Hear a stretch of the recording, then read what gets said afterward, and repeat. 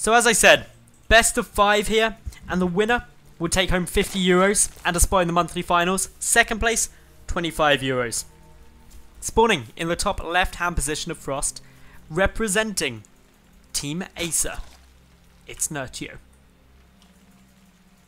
And his opponent, to the top right, the green Protoss, sLh. Pylon being thrown down means it's going to be a gateway expand. Most likely, could still be some kind of radical Nexus first build, but I doubt that. I really do doubt it. And a Nexus first means that Nerchio, ideally, would be going for some kind of cool hatch pull build or a pull first build.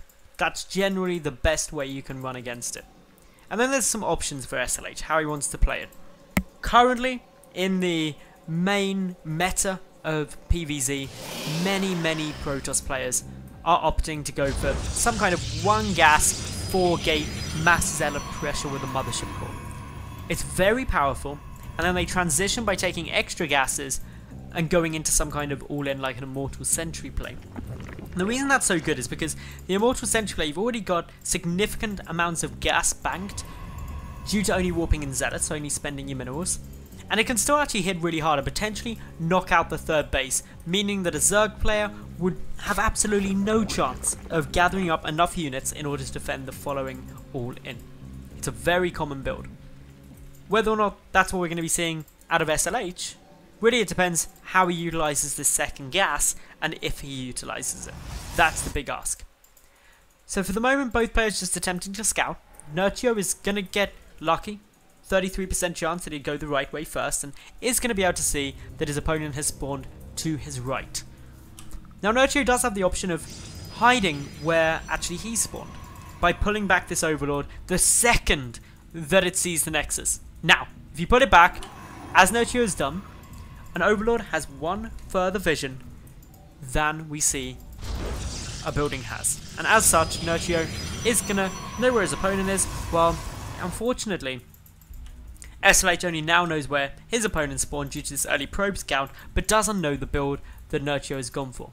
Nerchio already moving out with those 4 lings, and you'll note that a zealot has not been produced. One's got started now, but it was skipped in favour of getting down the Nexus slightly faster. And while it's unlikely that these 4 lings are going to be able to do hideous amounts of damage, what they are likely to achieve is probably a kill on that pylon. The zealot is on its way through.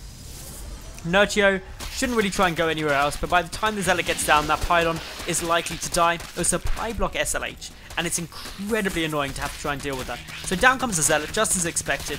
Nerchio will get the kill on the pylon, and should then just back away. Meanwhile, probe scout, was it taken down actually? That's worth noting. I believe it was. So yeah, scouted up into the natural base and then died. A hideous death to a queen. Knows that the third is on its way though. So already Nerchio's done a nice little bit of damage killing that pylon. It's annoying, it's frustrating, not something that you ever want to have to deal with. Meanwhile though, no indication yet from sLh what his longer plan is. He does have the second gas, so it won't be 4 gates worth of pressure.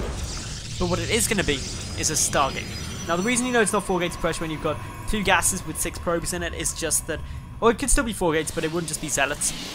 But the Stargate's a good choice in these spawn positions, because you can get over there pretty fast with an Oracle and start harassing and just being a bit of a pain.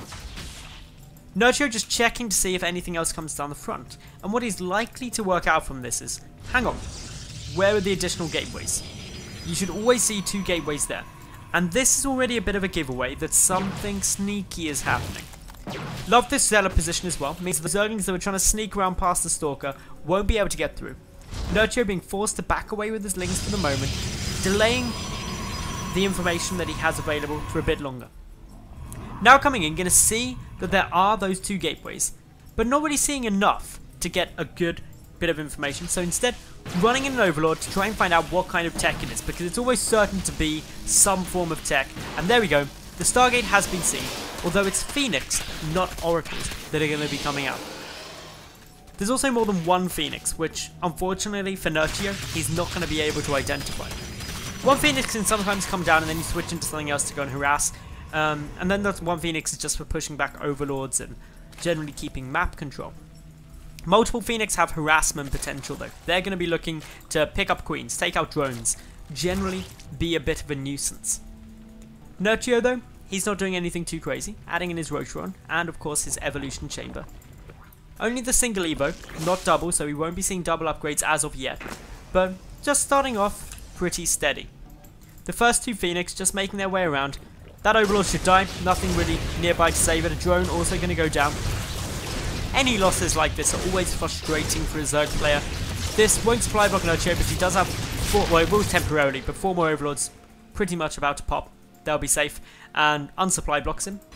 sLh behind this, adding in a Robo and a Forge. That's his first Forge, and by getting both these down, it does suggest that he's looking to take this to the later stages of the game. Not rushing any kind of big all-in play or anything like that. Instead, just going to opt to harass as much as he can, and then follow in with some kind of later gameplay.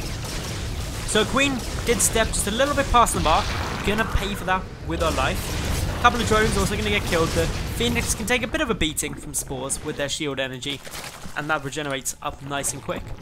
Meanwhile, we do just see the Nerchio going up into lair, getting his +1 missile attack, and also looking to sneak a couple of lings by. Will get them in, doesn't commit to it though, despite being... Okay, now goes back into commit, that's good. Takes down the sentry, and he's going to get a lot of damage done here. The Mothership Core is a few energy short of the Photon Overcharge. Will be required to use that though, I suspect, just to make sure that not too much happens. But the lings, they come straight past, head up into the main base. There may only be 4, but this is a full scout down now. The Phoenix, going to be trying to harass, get some counter damage done, but Nerchio really couldn't have asked for much better than getting these lings through. Also going to get a couple of probe kills, which is always nice, just using them, microing them effectively. Of course, sLh is going to be trying to surround those lings as best he can.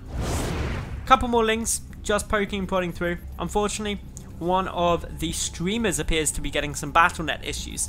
Quite a few people have been dropped this evening, both players and streamers, which is a bit annoying.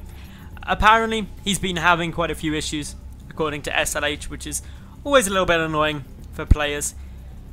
But yeah, what we know at the moment is that Nerchio is going for a Hydrogen. He's just started that up. With his Rotron, he's going to be going into some very, very normal Roach Hydra play in the kind of mid and late game. Pretty much standard. Other than that, not too much else really going on. Nerchio adding in a couple of Immortals, his +1. Warp Gate tech is really late for him, which is actually quite surprising, but that's because he put so much of the gas into trying to get down Warp Gate tech as soon as possible. Unfortunately for this streamer, he is going to get kicked out, and the game shall commence. Photon Overcharge was also triggered by these lings, and it's worth noting, using up that energy for just a couple of speedlings is always a big win for a Zerg player. It means that there's not a time warp later, nothing to defend against the next little warp in. Nerchio, he's also speeding up into Hive Tech, dropping down that infestation pit, and I assume it's going to be Hive Tech. He could be going Swarm Hosts, I suppose, but I don't know, without the +1 carapace, doesn't seem to be the way that things are going to be going. In come a couple of links, see that there's a complete wall off and 3 sentries there, so not going to be able to get through. Nerchio has his 4th on its way too, adding in group spines, as well as the +1 melee attack. That's quite interesting to see that coming through rather than the carapace. The infestation pit, nearly done now, is now finished. Are we going to be seeing a quick hive or enduring locust? No, quick hive coming down, and that's to be expected. Nerchio is also containing his opponent nicely, but a little move out here could spell peril for the Protoss, because a nice wraparound comes, catching all of these Protoss units off guard. Sentries dying, Immortals dying. This is a lot of gas going down. sLh, GG's out right there. Beautiful play by Nerchio. And he takes an early 1-0 lead in this best of 3.